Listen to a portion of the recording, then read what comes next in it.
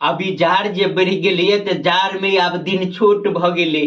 जाड़ में आब दिन छोट भ गेलै आ जैकेट स्वेटर पहन क पातरो आदमी सब आब मोट भ गेलै।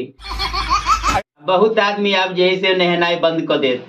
जे गर्मी में दिन में 3-3 बेर नहाय छल से 3-3 दिन पर तो 7-7 दिन 15 दिन पर नहाय लागत। तोरा के पूछबे अकेले नहीं नहाय छ, तू कहे हम तो जैसे जाड़ो साथी गर्मीए में 3-3 बेर नहा ली छिए।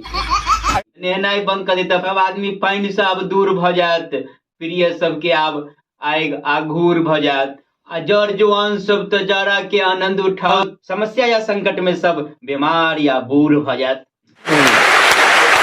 लेकिन अहाँ सब एहि जाड़ के भरपूर आनंद उठाओ, कियाक तो जे ठंडा ले एसी कूलर तो किदन लगबै छै, ते पाई खर्चा कर छै, ते बिजली बिल जरबै छी, उ ठंडी अखन फ्री में मिल रहा है।